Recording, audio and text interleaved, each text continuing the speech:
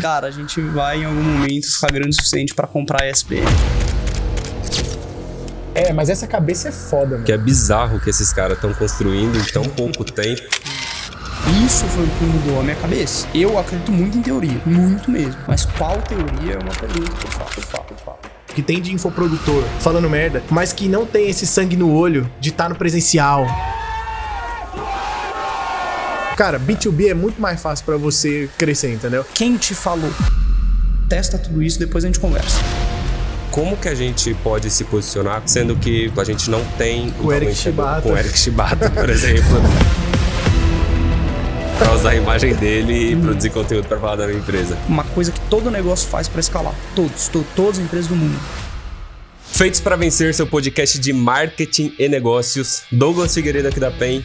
E na minha opinião, se a sua empresa não está falando com as pessoas, não espere que as pessoas falem da sua empresa. Gabriel Rodrigues aqui da PEN. E na minha opinião, criar conteúdo é como criar um filho. Ambos exigem paciência, paixão e cuidado, porque é eles que vão gerar o seu valor pro mundo. Lucas Freitas aqui da Blank. Na minha opinião, se o seu marketing não vende, você não faz marketing.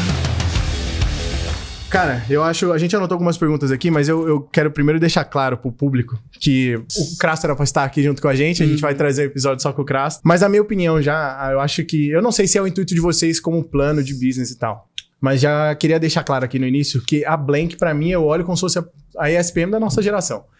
Todo mundo que tá em volta da gente e pergunta assim, cara, preciso de algum curso, principalmente relacionado a social, eu olho e falo, cara, Blank. Esses caras, desde quando surgiu, eu acho que eu segui a Blank, sei lá, com 4, 5 mil seguidores.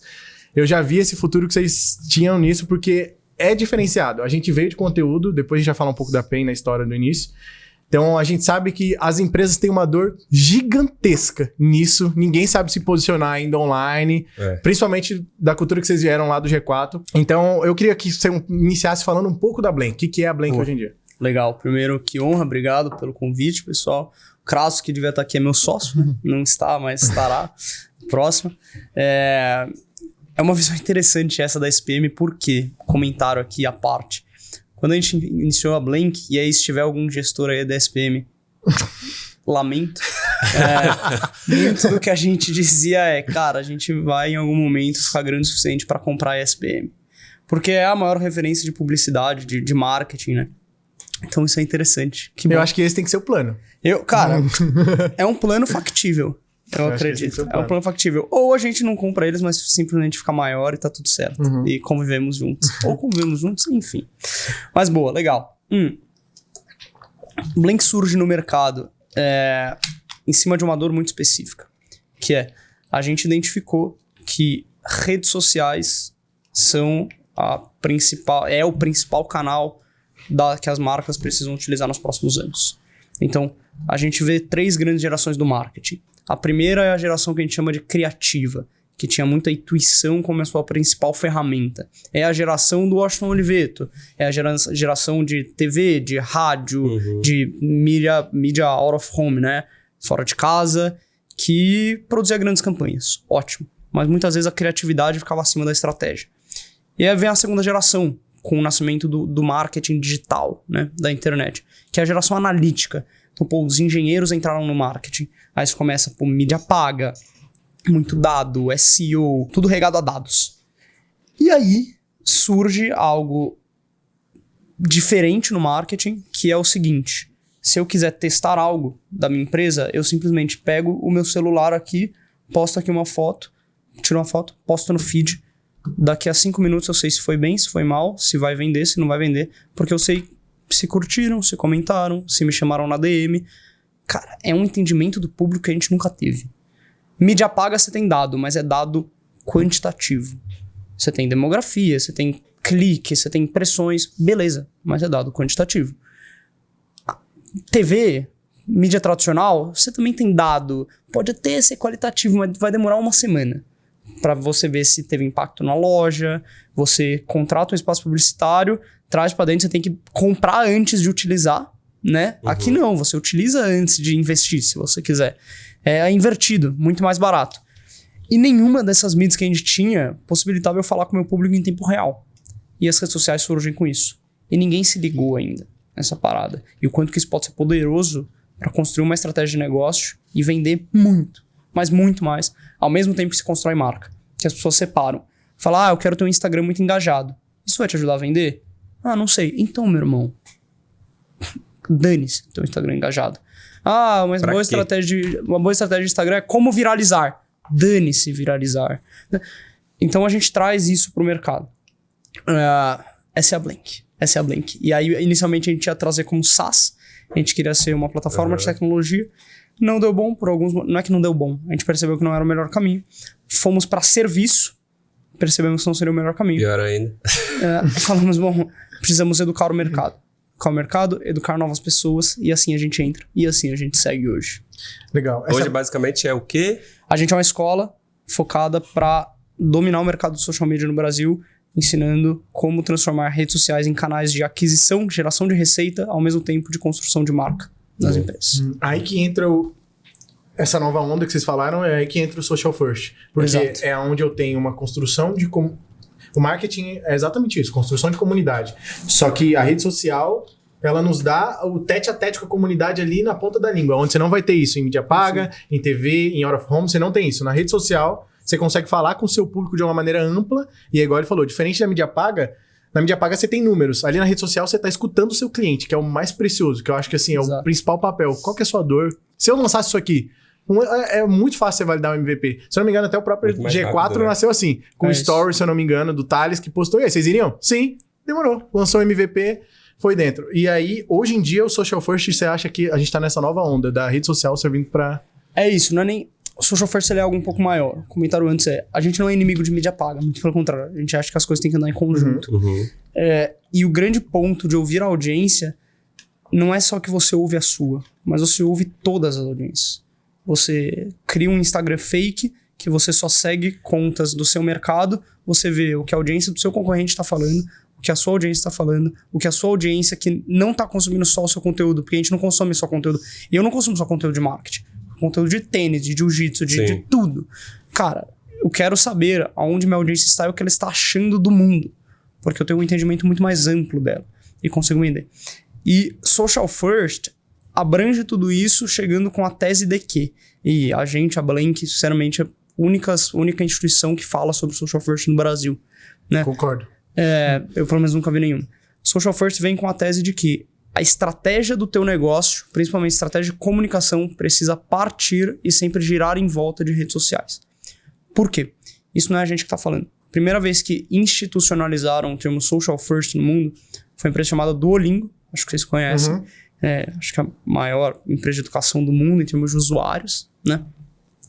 E numa carta aos acionistas em 2023, ano passado, não lembro qual trimestre, o CEO deixou isso muito claro. Ele escreveu: social first é o que está embasando o nosso negócio. A cabeça social first, mentalidade social first. E o que é isso? Vocês abrirem o TikTok do Duolingo, vocês vão ver. Vocês abrirem no Instagram, vocês vão ver. É absurdo a estratégia que os caras fazem. E eles mexem em vários canais de comunicação para fazer tudo isso. É basicamente colocar a rede social no centro do negócio. O que sai de conversas dali com a sua audiência vai virar campanha, vai virar anúncio, vai virar produto, vai virar tudo. É isso que a gente defende. É assim que as marcas deveriam se posicionar. Quanto tempo que tem a Blink? Cara, como assim, CNPJ, né? A gente tá em outubro? 9 meses. 9 meses. Bizarro. Isso é bizarro. Ó, eu vou até fazer uma pergunta que eu vou fugir totalmente disso daqui, tá? Porque é bizarro o que esses caras estão construindo em tão pouco tempo. Que isso. E aí, o que eu ia perguntar é o seguinte. Como que é basicamente hoje em dia? Porque assim, você tem 22 anos.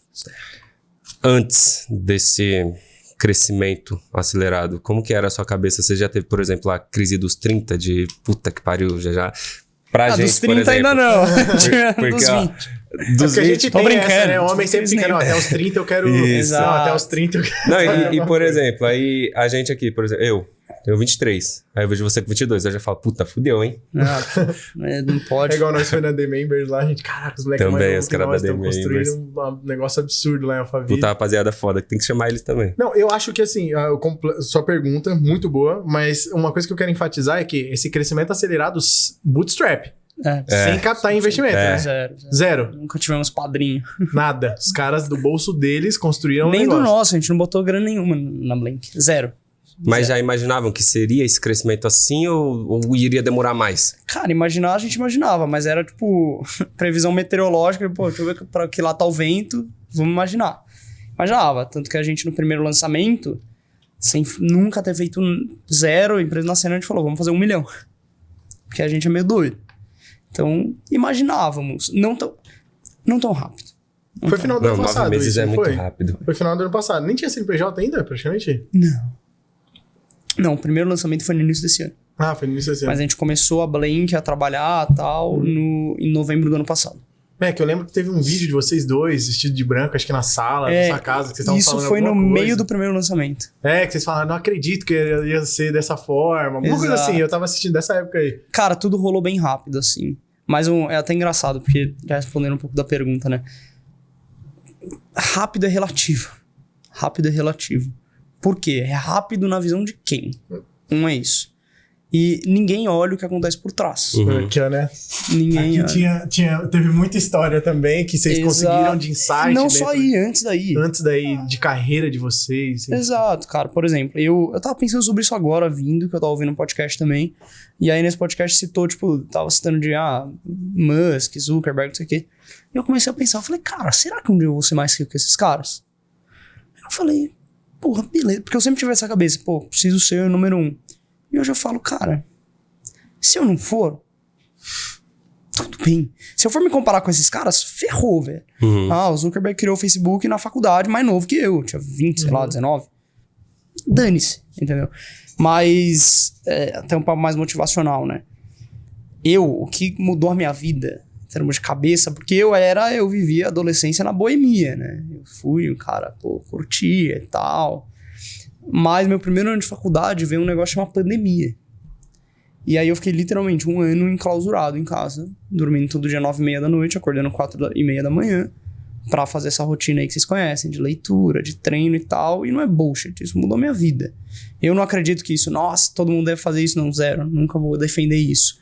Mas, cara, ficar 1 ano focado em sair da bolha que eu estava, que acho que aqui tá o segredo, né?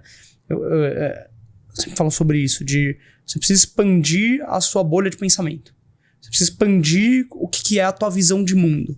Pô, minha visão de mundo era as pessoas que eu conhecia, o colégio que eu estudei, a estrutura familiar que eu tive uma boa estrutura familiar, e era isso. Eu não tinha outra visão de mundo. E aí eu comecei a expandir isso. E isso foi o que mudou a minha cabeça. Eu tenho hoje colegas que se formaram junto comigo no ensino médio, ficaram lá 4, 5, 6 anos na faculdade, e agora eles estão começando a conhecer o mercado de trabalho. Tipo, pô, desculpa, eu não quis seguir isso. Acho que é inválido? Não, zero. Não. Cada um faz o que quiser da própria vida. Mas eu não quis seguir isso. Só que também, com 13 anos de idade, eu comecei a trabalhar com meu pai. Eu queria ir lá, ficar indo. Ele que não deixava. Ele falava, não, você tem que estudar. Mas eu ia, todas as férias, eu ia lá, eu não era o filho do dono. Eu trabalhava na barriga no balcão, atendendo funileiro, mecânico, aprendendo o que era aquele negócio. Conseguindo fazer conta de cabeça pra dar troco pra galera. Era isso. Você já vê que não tem teoria, né? Não, tipo assim, né? Desde aí, você já vê que, mano, o que você aprende... obviamente, a gente sempre fala isso, tá? Também não sou contra a faculdade e tal. Mas quanto mais você estiver na selva... Exato. Entendeu? É melhor. Então você cai pro mercado de trabalho, você vai ver que não é a teoria. É no tete a tete ali, você vai ter que atender o cara, você vai ter que na hora fazer conta, você vai ter que dar seu jeito, entendeu? É isso. Na prática a teoria é outra. Eu acredito muito em teoria, tá? Muito mesmo. Mas qual teoria é uma pergunta que eu faço. Qual teoria? Da onde vem? Quem criou? Porque eu sou muito assim. Meu sócio é muito católico. Muito religioso. Eu nunca fui. Sou batizado na igreja católica, mas eu nunca segui a religião. Eu venho me aproximando cada vez mais do cristianismo. Mas eu lembro que uma conversa que eu tive com ele, e aí tem um brotherzaço nosso, assim, que trabalha com a gente também, é coordenador de social na Blank, que chama André, que vem do G4 também e tal. E também é muito católico. E uma vez eu conversando com o André, eu falei, cara, sabe qual é o meu problema? Eu não sei ter fé. Eu não sou um cara de fé. Eu não acredito em nada. Eu entendo as coisas. Eu não acredito, eu entendo. Muito eu racional, estudo. né? Eu sou muito racional. É a religião da curiosidade. Exato. Eu sou curioso pra caramba. Se eu me interesso pela coisa. O que eu não me interesso, eu sou literalmente assim, tipo, pra mim não existe. Se eu não me interesso por algo, essa coisa pra mim não existe. Isso é até ruim, às vezes, né? Por mais que eu seja um cara bem generalista. Mas eu sempre fui assim. Eu sempre fui, pô, beleza, você tô na faculdade. Aí o professor fala algo. Tá. Da onde vem isso? Quem te falou? Aonde você estudou? Mais do que isso. Tá aqui o livro. Tá. Quem escreveu esse livro? Da onde vem as evidências? Exato. Eu sou esse cara e pra tudo. Então, dentro da empresa, eu sou chato. A galera fala, cara, eu sou chato. Por quê? Tá lá comemorando meta. Porra, vendendo. Tá. O que a gente fez pra vender? Quais foram os acertos? O que faltou pra gente vender mais do que isso? Alguém apresenta alguma coisa. Eu sou o cara que... Se eu ouvir um elogio da minha boca, tem que soar muito. E não é porque eu sou quero me fazer de... Não, porque eu sou assim. Eu acho que uma das melhores coisas que eu aprendi na minha carreira é quando a gente tem muita vontade, muito sangue no olho, que eu sempre falo também, sangue no olho, acredito muito nisso. E a gente começa a carreira, a gente não tem ferramentas. A gente só tem força. A gente não é inteligente. Estagiário acabou de entrar. Você pode achar que você é o cara mais foda do mundo. Cara, você não é. Tipo, e vai demorar muito pra você ser.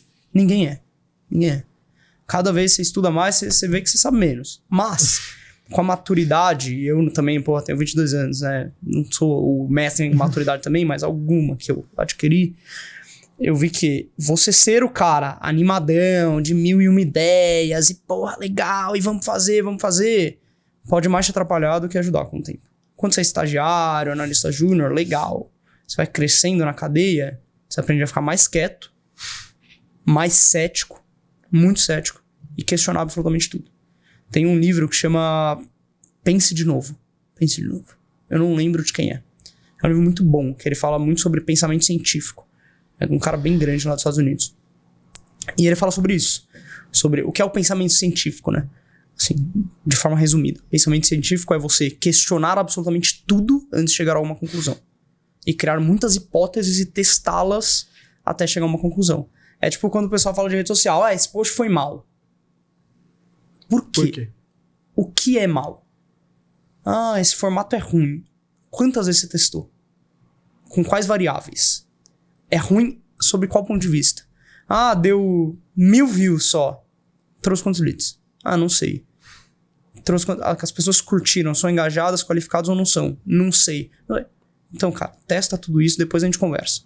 Porque não dá. Apresentei uma estratégia boa na empresa. O meu funcionário vem, Freitas, vamos fazer tal coisa. Por quê? Qual o objetivo? Eu sou o cara mais aberto à proatividade do mundo. Acredito muito em proatividade. Muito mesmo. Mas proatividade com base, com tese. O que vamos fazer, por que vamos fazer, como vamos fazer, quem vai fazer, quanto tempo vai gastar. É isso que eu quero saber. Beleza, tem base? Vamos fazer então. Vou questionar tudo antes de fazer. Você não vai ver um sorriso na minha cara até dar resultado. Não é nem até eu aprovar, até dar resultado. É isso. Nem sei porque eu entrei nesse ponto. Não, mas excelente. É muito da nossa cabeça, né? A gente fala isso lá dentro. Eu me identifiquei muito. Vem com ideia, mas vem com argumento por trás da ideia, entendeu? Exato. Não vem aqui, vamos mudar o nome. Por quê? Qual que é o sentido? Entendeu? Tem muita coisa por trás ali que a gente precisa entender. A gente é muito racional lá dentro, tá? É igual você falou nessa questão de religião. Chega num ponto, não sei se você é assim, mas chega num ponto que aí a gente já não consegue explicar mais. Sim. Aí eu falo, não, aqui... Eu consegui até aqui. É isso. Entendeu? E vai chegar esse ponto. Chega esse ponto, você fala, eu consegui até aqui. Aqui é sem explicação. Entendeu? Aí entra a minha fé, porque eu falo que eu sou muito racional em tudo. Eu sempre falo lá dentro. Eu sou racional aqui, eu acredito que nisso. Até um ponto interessante, no dia que eu acho que a gente confirmou o podcast, eu tava lá na Canção Nova, eu tava vendo o padre Frei Gilson, acho. E um dos motivos de eu ter chamado vocês não é pela questão da história, né? Mas eu sempre falava... dos valores que eu vejo, o Crasso principalmente postando isso, e você é sócio dele, muito provavelmente os valores de vocês são muito alinhados. Ele mudou muito a minha cabeça. Eu sempre quis ter filho cedo, e aí depois que eu comecei a chegar nos meus 21, 22, eu tava vendo a complexidade da vida, agora eu tô com 22, eu falei, cara, eu vou ter filho mais tarde. E ele postou um stories que mudou muito a minha mentalidade, que ele falou assim, quanto mais tarde, nós, que somos pessoas boas, a gente demora pra ter filho, quanto mais tarde a gente tiver filho, as pessoas que estão no mundo, que não... Foi alguma coisa assim, tá? Que não tem princípios e valores, estão tendo filho. E as ideias dessas pessoas e tudo que eles acreditam vão começar a se propagar, e a gente que acredita em coisas boas, que tem princípios e valores, vai começando a se extinguir. Então, se você tiver filho mais rápido, é melhor, porque você já deixa... É a história do conteúdo que eu falei no início, por isso que eu falei essa frase. Porque você já deixa a sua marca no mundo. Isso leva tanto em empresa também, tá? Porque o que tem de gente, o que tem de empresa falando merda, o que tem de infoprodutor falando merda, mas fala, e tá falando. Se você que pensa bem, se você que tem princípios, se você que tem valor, se a sua empresa que entrega um bom serviço, que você tem uma metodologia diferente e tal, não estiver falando, você não vai estar ali, entendeu?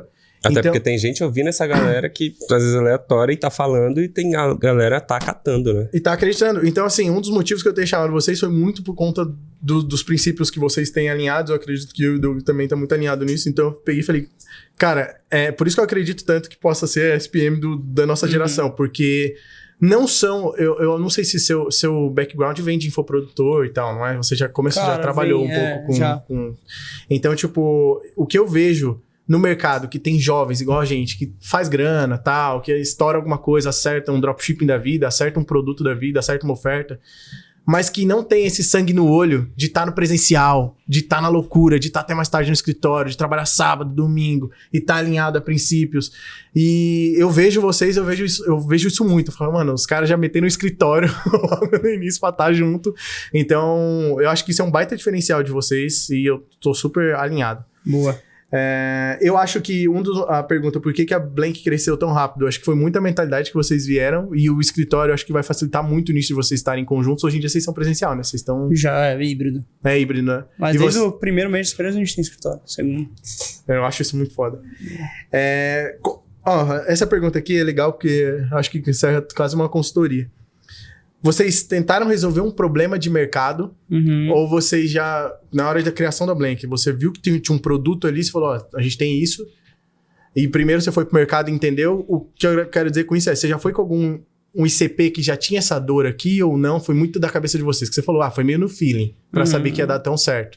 Não teve uma pesquisa, vamos fazer um MVP aqui e analisar quantas empresas têm esse problema de social media... Resumindo, antes vocês surgiram com a solução e tentaram vender para quem precisava, ou viu quem precisava e depois criou a solução? Boa. Cara, tem algumas fases essa resposta.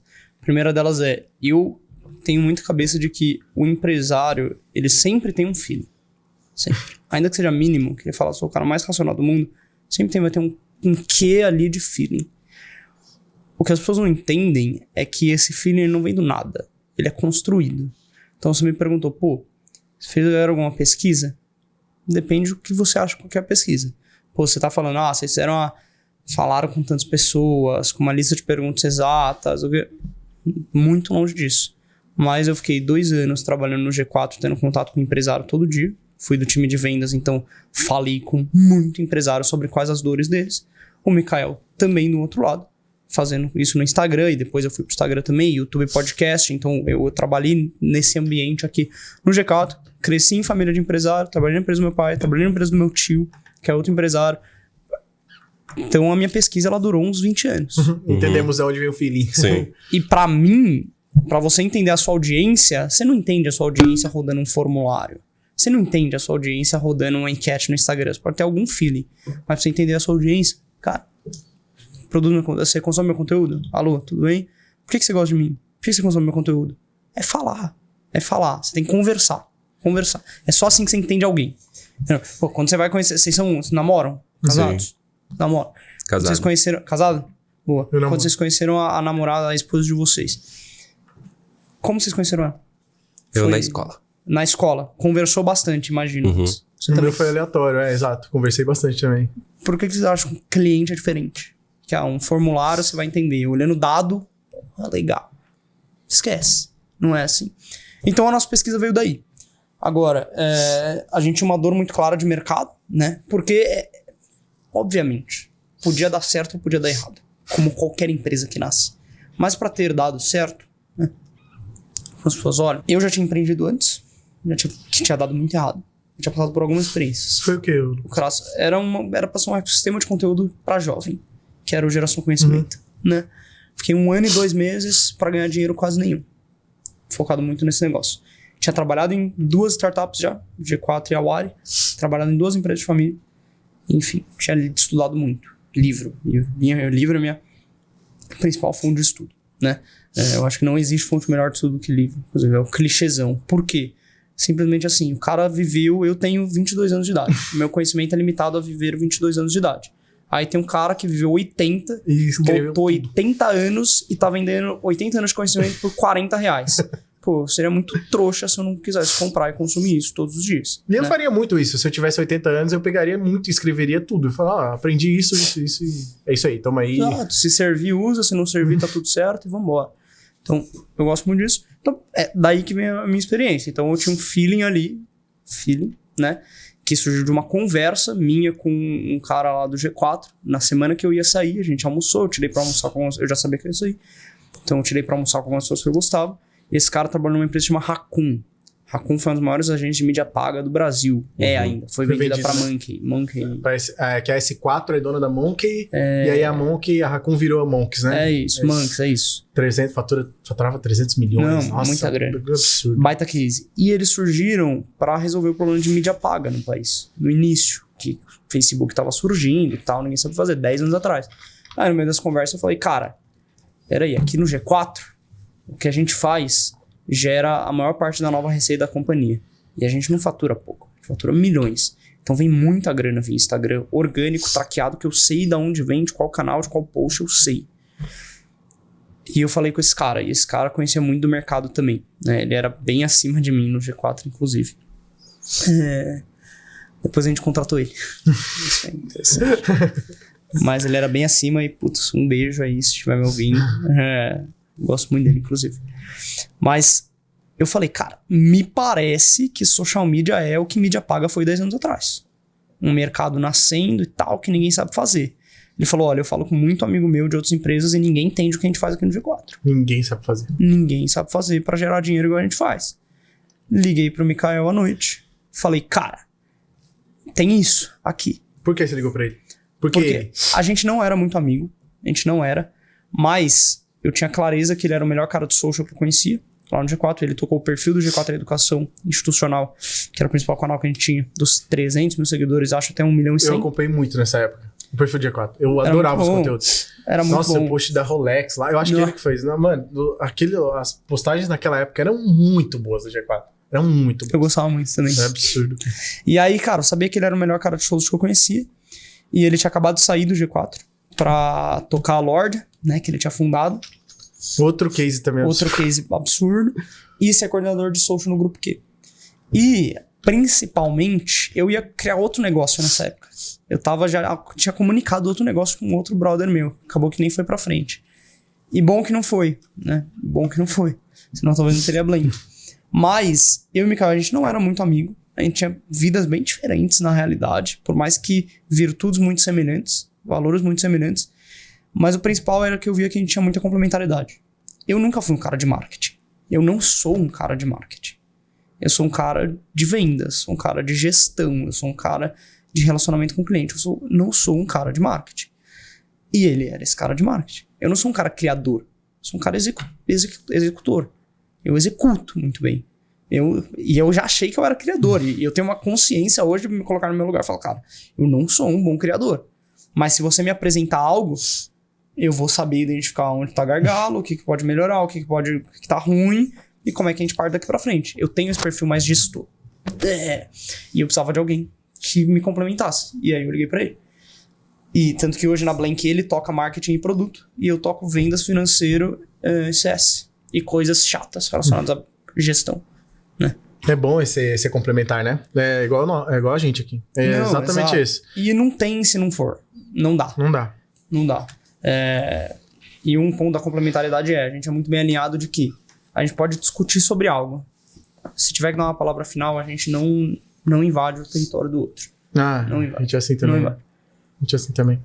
Eu liguei pra ele e falei, cara, tem esse negócio, vamos fazer? Ele falou, cara, tô vendo muito essa dor no mercado também por causa de Lorde, muita gente me pedindo, acho isso. Chegou um tempo no G4 que os conteúdos que a gente soltava, se o formato já existia, era literalmente um cuspe do ChatGPT.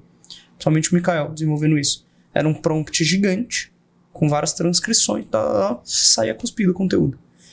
E ele falou, acho que dá pra fazer isso. Aí daí que vem o SaaS. Aí daí que a gente tem, né? E ele falou, acho que... Peraí, eu não entendi essa parte. Vocês chegaram no nível, com inteligência artificial, vocês conseguiram cuspir o post pronto ali.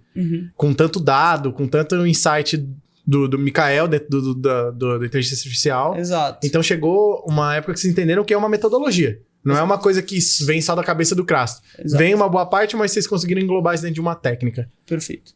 E não é nem que é uma técnica engessada, mas é uma técnica baseada em dados, do que já deu certo, novas informações e um refinamento humano no final, né? E aí daí que a gente fala que o social media, no fim das contas, o profissional, ele tem que ser muito próximo de um diretor de cinema. O Mikael fala isso muito, né? O Crasto fala muito isso. Que é o cara que vai conseguir alinhar o roteiro, que é o principal trabalho do diretor, com a edição, com o design, com o objetivo daquele roteiro. Esse é o social media. Esse é o estado da arte de um social media. Não é ficar editando o dia inteiro no CapCut. Entendi. Existe isso também, em algum momento. E aí, cara, daí pra frente foi correr pra braço. A gente pedalou um pouco. Quando a gente definiu a tese, definiu que a gente ia ser escola, escolheu os professores certos, aí foi. 900 mil no primeiro lançamento, investindo 0. Absurdo. Foda. É muito absurdo. Já lança aquela pergunta lá. Já é uma pergunta um pouco mais técnica, tá? E também um pouco da nossa realidade. Tanto da nossa quanto da de vocês, eu acredito. A gente, dá pra ver na cara que a gente é... 3 pelegos. 3 pelegos. 3 moleque. Então, pra gente aparecer... E beleza, acho que talvez o público de vocês é diferente. Mas no nosso caso, assim... Pra gente aparecer e criar conteúdo com o nosso rosto pra chamar a atenção do empresário, é mais difícil de ele colocar talvez uma autoridade ali no que a gente tá falando. Sim. A gente acredita que toda empresa tem que se comunicar com o público, igual na frase que eu falei quando a gente iniciou.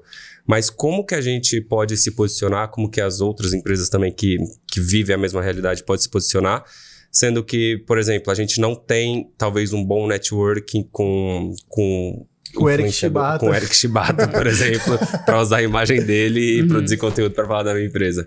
A gente é B2B, Você acha que isso é um problema? A gente é B2B e o background nosso não veio tipo, a gente não tem um network robusto para colocar um rosto, porque uma das estratégias da Blank foi essa, né, se não me engano. Porque quando vocês colocaram os professores ali, traz uma autoridade absurda para dentro do negócio. Sim. E o público de vocês ainda não... Meio B2B, meio B2C, né? Porque é o social media ali. Mas ainda assim não são empresários. Então, como a questão, acho que é como construir autoridade sendo B2B, sendo jovens e sem ter um rosto pra colocar ali na marca. Entendeu? Boa. Cara, vou falar aqui de algo que eu acredito, tá? E é uma tese, obviamente, não sobre algumas coisas, mas é uma tese. Vocês acham que hoje a Blank depende de alguém pra se posicionar? Não. Hoje não. A Blank não. Tá. Você acha diferente? Não. Tá. Beleza. Qual é a referência de empresa que vocês têm em B2B? Fala em uma empresa que vocês acham massa. G4. G4. Vamos lá. Tá. Você acha que o G4 é B2B? Como assim? B2B? Vocês acham que é B2B? É uma pergunta. Ah, sim.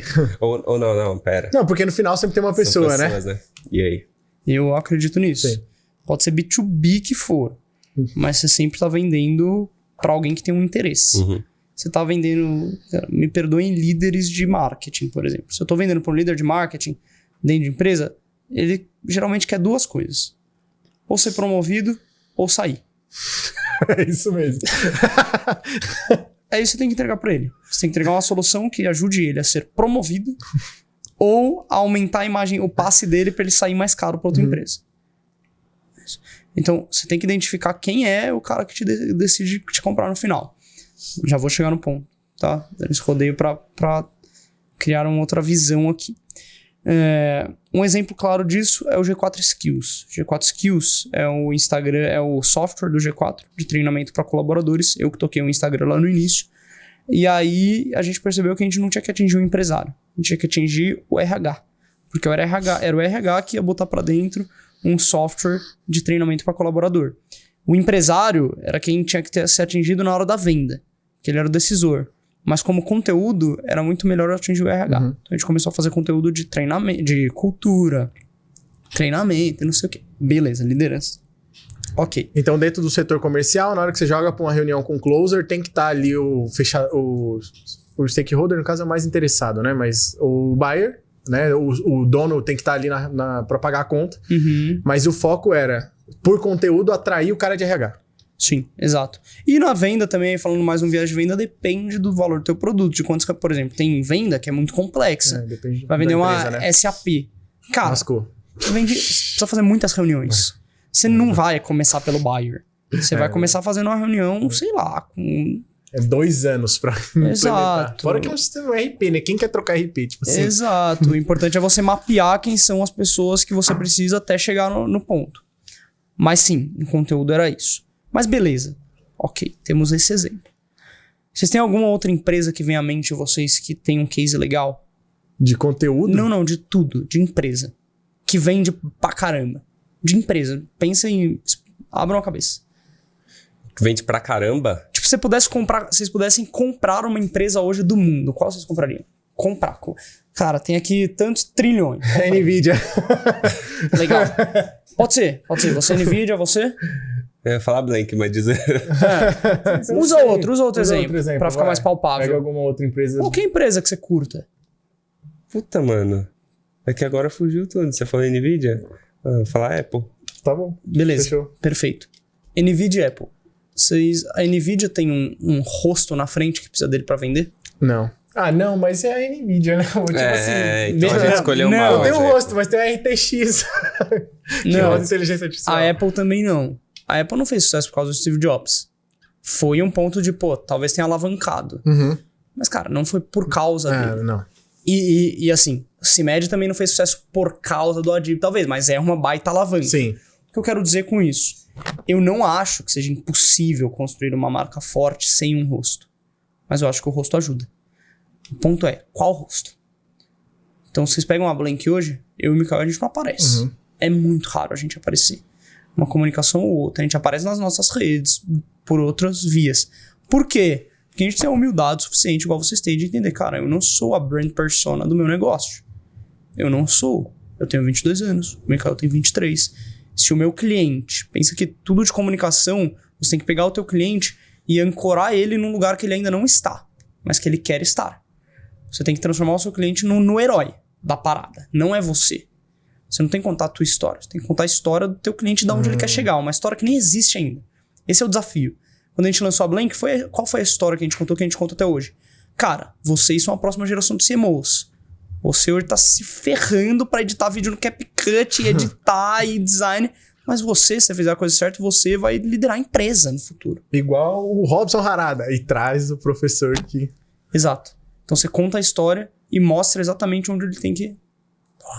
É lá. Entendeu? É lá. É igual o cara que se inspira no Cristiano Ronaldo, que quer ser jogador de futebol. Eu que me inspirava no Nadal quando eu queria jogar tênis, que se aposentou ontem. Se aposentou ontem. Tristeza. Exato. Então, o grande ponto é, uma marca, dá pra construir marca sem pessoa? Dá. É mais difícil nos dias atuais? Acredito que seja. Só que, se você decide construir com pessoa, o que eu acho? Há um perigo de também a pessoa ser... Eu não vejo perigo na pessoa ser a cara da marca. Mas eu vejo perigo dela ser a cara da marca e o produto. Entendi. Se ela for a cara da marca e o produto, né? Que aí a gente vê muito isso em infoproduto, é um perigo, na minha visão. O cara pode botar dinheiro no bolso, mas, cara, e a sustentabilidade do negócio? E aí pode ser que ele olhe pra isso ou não. E tá tudo bem. Se não olhar, não, quero trabalhar aqui 5 anos, tirar uma grana, enriquecer, e tá tudo certo. Não é nesse game que a gente tá. No game de construir empresa. Empresa que possa ser vendável, possa crescer muito. Beleza. Mas pra mim o grande desafio é entender qual cara você vai botar ali. Então vocês, será que não faz sentido contratar um ator? Igual o G4 faz agora? Quem é para o G4 é a atriz. O que eu ia trazer um dos caminhos que quando vocês entraram lá, não sei se eles estavam nessa transição, mas os 3, né, que fundaram o G4, 4, né, na verdade. Agora é 3, mas 4. O desafio era fazer a marca ser maior que esses caras, né? E você acha que isso ainda continua sendo um desafio nos dias de hoje? Porque a gente viu caso recente, por exemplo, de que pode prejudicar a empresa. Então, você acha que ainda assim é um trabalho de muitos anos para fazer, por exemplo, uma marca? Tô usando o exemplo do G4, tá, gente? Que, enfim, tá aqui, tá na história, mas qualquer outra empresa. Você acha que é um trabalho de anos para se diferenciar da marca, daquelas pessoas que estão vinculadas ali a ela? Pode ser até mesmo os fundadores, ou... Como vocês fizeram isso muito bem, cara. Chegou uma época que eu olhava pro G4. Legal. Entendeu? Principalmente, não tem como negar. Hoje em dia, empresário brasileiro olha pro G4 como uma imagem de uma escola de negócios mesmo. Mas ali na época de produção de conteúdo, não puxando o saco, mas na época que vocês estavam lá, a gente olhava pra marca como crescendo muito maior do que os fundadores, por exemplo. Legal. Cara, tomar um pouco de cuidado pra falar isso aqui, porque eu gosto muito do G4, sou muito grato ao G4 até hoje. Então... Mas eu tenho crenças pessoais de outras referências de mercado que me fazem ter uma visão diferente. Então, eu acredito sim que hoje o G4 é maior que os 3 fundadores. Mas eu também acredito e sei que isso foi difícil alcançar. E também sei que isso só foi alcançado por conta das métricas corretas que a gente olhava. Então, qual que era a principal métrica pra gente ver se o G4 estava ficando maior que os 3 fundadores? Era se o perfil G4, se a rede social G4 Educação estava gerando mais lead e mais receita do que Thales e Alfredo Nardon juntos. Lead ou MQL? Ou lead qualificado? Cara, a gente olhava lead qualificado. É isso que eu ia perguntar. Como que vocês mensuravam isso? Porque, por exemplo, e se o lead, ele, sei lá, ele viu o Thales e depois ele foi ver o G4? Porque o que conta é o último mesmo? clique, né? Último clique. Porque essa briga, ela existe, mas essa briga, assim, eu acho que não tem nenhuma marca no mundo que saiba traquear. Não dá pra saber. Atribuição é uma briga que todo mundo tá vendo atribuição. Porque eu posso ver o cara no podcast, depois eu compro o livro e no final eu vou lá no Google e o cara do Google, o gestor de tráfego lá do Google falava. Não dá. Mas last click ainda é bom. Então sim, last click. Até porque, igual carro. Você vai comprar um carro, tem um estudo que fala que, se eu não me engano, posso estar errado e não lembro qual foi o estudo, mas que pra você comprar um carro, você tem pelo menos 60 pontos de contato com a marca. Como é que você vai traquear esses 60 pontos? Que o cara viu um BYD na rua. E não é só traquear, é entender qual foi o mais relevante pra ele. Cara, esquece. Tipo, você não vai, sabe, fazer esse negócio. Então a gente olhava muito last click. Tá. Até porque last click, querendo ou não, é quando o cara realmente decidiu clicar em algo, se inscrever em algo e tomar uma decisão ali mais à frente. Mas aí isso não tira, por exemplo, o mérito do tráfego, que, por exemplo, que foi investido ali em anúncio e jogou a pessoa pro perfil. Mas depois vai virando uma bola de neve, não, né, mano? E o contrário, quem vê primeiro o perfil e clica no anúncio. Pois é. Também. Entendeu? Então, tipo, isso acontece. É uma bola de neve. Você tem que estar indo por vários canais ao mesmo tempo. Não adianta você ir só por um. O resultado final Mas tem que ser o mesmo. foda. Exato. Vender. Mas essa cabeça é foda, mano. Exato. Tipo assim, um time de social media tem que estar olhando pra geração de MQL. É isso. Entendeu? Pra mim é isso, mano. É baseado em last click. E entendeu? métrica, e aí, mas aí eu esqueço engajamento? Esqueço audiência? Não, mas isso é métrica de input. Isso é simplesmente uma causa e efeito, né? Isso é uma causa pro efeito final. Você tem que ter métricas de input, um canal saudável para que lá no final saia algo. É isso. Então, quando a gente viu que estava trazendo mais receita e lead Instagram do G4 do que Thales e Alfredo Nardon, a gente falou, opa, temos algo aqui. A marca é mais forte em termos de decisão de compra das pessoas. E eu acho que é muito melhor você decidir, eu faço minha marca pessoal ou marca institucional. Cara, marca institucional. Por quê? Vocês lembram quem que tava muito em alta no Brasil como personalidade? Vamos lá. Pensarem numa personalidade brasileira hoje, muito influente. Quem vocês pensam? Quem vem na cabeça de vocês? O Whindersson Nunes. Vamos lá. É que a gente já trabalhou em conjunto, né? Mas beleza, vou botar. Não, beleza. E 10 anos atrás? Cristiano Figueiredo, na minha época, talvez? Pode ser. Júlio Cossielo. Monark. 20. 20 anos atrás? Sei lá. Silvio Santos. Acho que sim. Talvez Xuxa, não sei. Não, Xuxa não. Xuxa é muito Silvio mais. Santos. Silvio Santos. Tá, beleza. Voltando. Empresa. Vocês pensaram numa empresa grande do Brasil hoje. Ou do mundo. Do mundo, McDonald's. 10 anos atrás. Grande. McDonald's, hein? 20. McDonald's. Marca pessoal sai, vai embora, é esquecida. Marca institucional tem muito mais probabilidade de ficar. Por quê? Porque pessoas decepcionam. Se eu crescer muito, cara, amanhã tem 1 milhão de seguidores. Se eu falar uma besteira gigante, em 5 anos me esquecem. Se eu construir uma empresa apartada de mim, a empresa fica. Se ela consegue fazer a marca. Olha a Coca-Cola, tem 60 anos, não existe Natal sem uma Coca-Cola na mesa. Não existe. Acho que a própria Accenture já mudou de nome umas 300 vezes, sei lá, e tipo assim, ainda continua sendo uma empresa foda, entendeu? Cara, diversas. O Steve Jobs foi um dos caras mais odiados do mundo de negócio na época dele. Ele era mal escrotão, o pessoal fala, que ele demitia no elevador, tá? Cara, tiraram ele da empresa, pô. Agora não sei se faz sentido isso, tá? Não sei nem se você teria resposta para isso, mas, por exemplo, a gente, vamos supor, criando a marca da empresa, a nossa comunicação mirando, sei lá, hoje em dia que a gente tá focado mais em SaaS. Nichado mais pra Hoje a SaaS. gente nichou, vamos lá. Nosso Só que caso. assim, o modelo, a gente nichou o modelo de vendas, ou seja, toda empresa que tem um time de vendas interno. O objetivo é chegar numa empresa que atende todas as empresas que possuem inside sales, mas a gente Isso. sabe que a gente gosta muito de gestão de recursos e principalmente no início, para crescer mais acelerado, a gente entende que nichar segmento.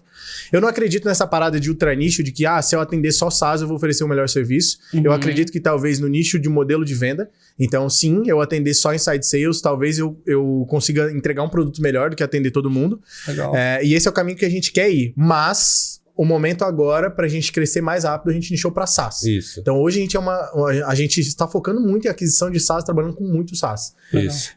E aí E a pergunta é, e se conteúdo, tal, comunicação, tudo... E se lá isso define o futuro da empresa? Ou, por exemplo, se eu quiser mudar lá na frente, como é que eu faço essa transição? Começar a pegar consultoria em TI. Exato. Tá. Exato. Ou esse define que vai ser o que a empresa é meu cliente? Cara, não acho que defina. Não acho. Acho que é mutável. Dá pra mudar, tanto que muita empresa muda e tá tudo certo. O importante é mudar rápido do jeito certo.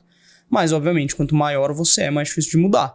Então, você deslocar um bote salva-vidas é muito mais simples do que você deslocar um navio transatlântico. Tipo, se a Apple falar hoje, olha, não vou mais vender celular, vou vender garrafas de água.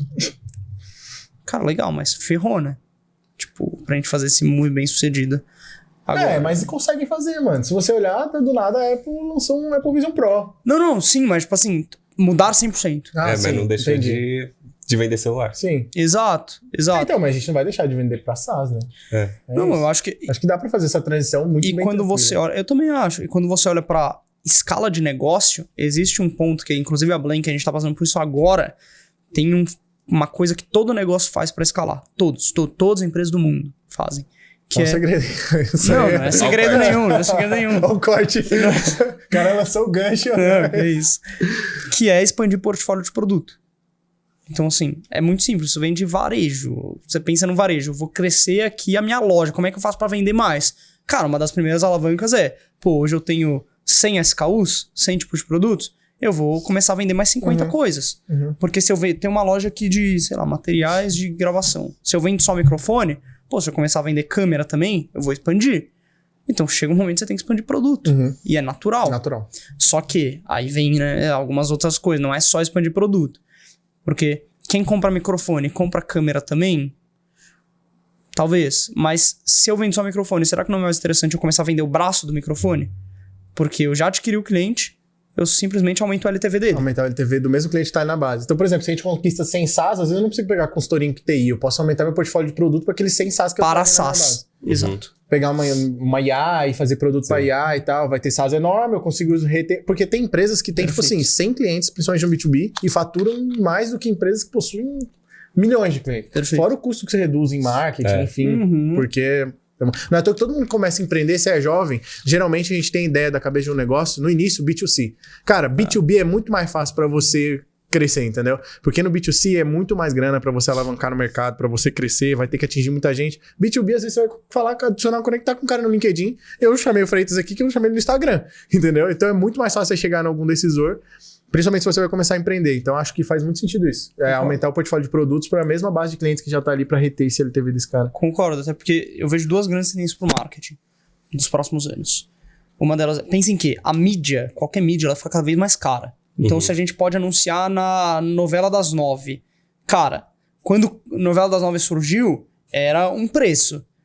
Depois ela tem muito sucesso e muita gente querendo, encarece muito. Esse é o destino de todas as mídias. A Água São Lourenço, vamos supor que a Água São Lourenço começa a fazer ad aqui na garrafinha dela. Você pode anunciar, tem água fazendo isso já, né? Inclusive. E é limitado, né, o inventário? É limitado. Cara, começou, não é muito famoso. Eu vou lá, Blank, compro um espaço publicitário aqui. Daqui a um ano vai estar mais caro se esse negócio fosse certo. Então, toda a mídia tende a isso. E qual que é a mídia mais utilizada hoje por empresas do mercado digital? O que é que as empresas utilizam para adquirir cliente? Google e Facebook. Perfeito. Mídia paga. Né? Paid media, marketing de performance. Google, Facebook, YouTube, ads, no geral. Mídia paga tende a ficar cada vez mais caro. Todo mundo reclama de CPL, tal, beleza.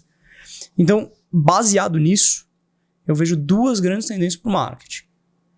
Que é, adquirir clientes de forma mais barata e trabalhar melhor os clientes que você tem na base. Trabalhar melhor os clientes que tem na base tem 2 coisas. Quem quiser abrir agência aí, anota. CRM. Que eu vejo. CRM. Ninguém faz CRM bem. O que é CRM? CRM tem várias faces, né? Mas principalmente life cycle, né? Régua de nutrição e venda. Então, como fazer uma boa estratégia de e-mail marketing, WhatsApp, como gerir os canais. Integrar os canais, segmentar. E no fundo você vai cascatear para conteúdo. Porque é a mesma coisa que eu falo de ads. Tem uma tendência de engenheiro, que até eu tenho essa tendência, que é olhar para anúncio e falar. Você pede para um engenheiro do marketing analisar uma campanha. Primeira coisa que ele vai perguntar, quanto é CPL? Custo por impressão, custo por clique, CTR, tá. Beleza. Esse cara, na maioria das vezes, não olha pro conteúdo. E 80% de uma campanha... Eu vou mais além. 95%, anota isso aqui, 95% de uma campanha de mídia paga é criativo, oferta. Conteúdo. Concordo. 100%. Sem conteúdo não tem. Então, em life cycle também, em CRM também. E-mail marketing, um bom e-mail é com conteúdo, pô. É o conteúdo, no fim das contas. Obviamente, tem segmentação, tem base, tem 1 milhão de coisas, mas é conteúdo. Então, CRM, Inside Sales, que aí vocês estão nisso. Pra mim, Inside Sales é, cara, uma tendência muito forte, assim. Principalmente pra empresas do digital, nem do digital só. Mas, pô, tem muita empresa física que faz... Cara, é o representante de vendas com a carteira que bate porta a porta e não que seja ruim, mas sempre tem otimizações a serem feitas. Sempre tem. Isso para trabalhar melhor e aí para adquirir clientes mais baratos, social media, rede social. Isso não tem como. E não só adquirir via rede social, mas uma das coisas mais poderosas de social que ninguém olha, tem algumas, né? Isso dá um outro podcast. Mas integrar com outros canais. Pode dar um exemplo na prática? Assim? Tipo um ManyChat pro WhatsApp? Nem ManyChat. A gente nem usa mais ManyChat, inclusive. Mas integrar com outros canais é o que eu digo assim. Por exemplo, geralmente, como que é... Existem algumas brigas dentro de empresa. Uma delas é marketing e vendas. Outra é, sei lá... Inclusive, como baixar o kit de alinhamento entre marketing e vendas tá aqui em cima. A gente tem um inbound aí de um material gratuito. Ensina a alinhar marketing e vendas. Golaço. É uma grande briga.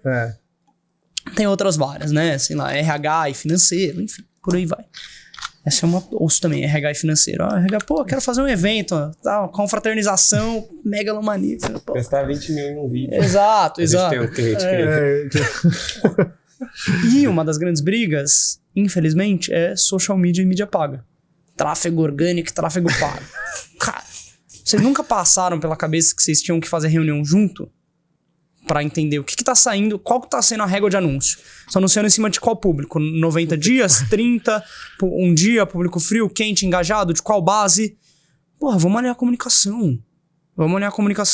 O que tá... Ao invés de testar um criativo do zero, por que você não roda, talvez, uma que a gente testou aqui no Instagram? Ou vamos criar um TikTok fake pra testar coisas? Se for bem, anuncia aí, vamos ver o que tem melhor taxa de clique pra você. Pô, você tá... Lá no Skills a gente fazia isso, né? No G4 Skills, que era o software do G4 que eu comentei. O cara tava rodando conteúdo de venda pra vender o curso de vendas. Pô, eu botava um Reels do mentor de vendas, falando algum conteúdo. Porque eu sabia que ele tava pegando aquele público, a jornada do cara ia fazer muito mais sentido pra ele converter e aumentar o nível de consciência do cara. Então, isso é uma oportunidade em social que ninguém vê e isso vai ajudar diretamente a baixar seu CPL global. Porque vai baixar o CPL de anúncio e se você adquirir lead pelo Instagram, também vai entrar ali num lead sem custo de marketing, teoricamente, né? O único custo é o profissional, não tem mídia investida e vai baixar o CPL global. Então tem isso. E aí isso, integração com outros canais, cara, é uma papo doido igual. O único investimento em mídia que a gente fez no primeiro lançamento, o que foi? Fazer um outdoor. A gente gastou R$1.500 pra fazer um outdoor cara, nem era em São Paulo. Cidade mais barata. Só que o ponto não é fazer o outdoor e deixar ali. É tirar uma foto e... o cross-media. Como é que você vai tirar uma foto, fazer uma legenda animal e jogar isso, distribuir isso? Então tem muito isso. Tem uma outra coisa que pensam. Por exemplo, quando pensa em lançamento. Você vai falar, qual que foi o ROAS do lançamento? É o retorno sobre a mídia investida. Foi 3. Pô, legal, investiu 300 para voltar 900? Bom, top. Só que quando a galera pensa nisso, é o quê? Dinheiro em mídia paga, que tem seu valor. A gente pensa diferente. Por quê? Porque a gente, antes de olhar para tática, a gente olha para estratégia de marca. A gente tem uma estratégia de marca que é se diferenciar de infoproduto, mas também se diferenciar de corporações engessadas. Como é que a gente tá nesse meio aqui de instituição de ensino séria? Estão conseguindo fazer isso, tá? Que bom, que bom. E aí, para esse lançamento de agora, a gente tá no meio de um lançamento. Qual que foi a estratégia que a gente tem de investimento? A gente falou, ó, a gente pode investir tanto. Tá, vamos pôr... o que? Ao invés de botar em coisa tradicional, a gente tá produzindo um livro. Ele vai fazer 500 livros. Livro físico. Com menos de um ano de marca. Sobre Social First. Conteúdo. Um livro é um conteúdo. Exato. E isso a gente acredita que constrói muito mais marca do que você fazer um anúncio no nosso momento de empresa agora. Então, as pessoas não olham para a estratégia das coisas. Elas se apegam a uma tendência e olham só aquilo ali. E isso é horrível. E aí tem uma outra grande tendência de social também que eu enxergo, que é você não enxergar social de forma apartada, tipo, dividida. Você não pode cortar social media em coisas. O que eu quero dizer com isso? Quando você pergunta pra alguém, pô, quem faz social media bom? A pessoa vai falar, talvez, quem consegue viralizar vídeos. Mas viralizar é uma coisa em um canal que é Reels. Cara, além de Reels, tem estático, tem carrossel, tem stories, tem DM, tem LinkedIn, que já foge do Instagram, tem YouTube, tem Twitter, tem TikTok, tem tudo isso integrado. As pessoas olham social media como uma coisa apartada. Então, quando você fala de social selling, por exemplo, que para nós é a grande tendência... Nossa, absurdo. Ninguém faz social selling. Ninguém faz... Mano, é absurdo. É outro mercado. Você quer entrar em alguma coisa, entra em social selling também, que tem futuro pra isso, cara. Caramba, cara. Porque social selling é muito simples a gente falar, né? Por exemplo, tem algumas faces. Dá um exemplo. Eu quero ir num restaurante. Aí eu vou num restaurante. Eu gosto muito de sair, né? Tipo, final de semana, sempre jantei em algum lugar e tal. Aí eu quero conhecer um restaurante diferente. Aí eu vou e é comportamento de consumo. Se eu quero reservar, eu chamo no Instagram. Eu também. Se o cara não me responde em uma hora, nunca responde geralmente. Ou se responde depois de um dia, dois dias. Cara, perdeu o cliente. Então isso é o básico, atender quem chega até você. Se te ligassem, você não ia atender? Pô, por que você não responde a DM? Alguém te seguiu o restaurante. Manda um ADM pro cara, quando você vai reservar aqui? Olha isso, cara. Perfeito. Olha um básico. Exato. Porque é nichado, cara. Tipo, é igual a Blank. A gente tem 94 mil seguidores, 95, acho. Vai bater 100 mil na semana que vem.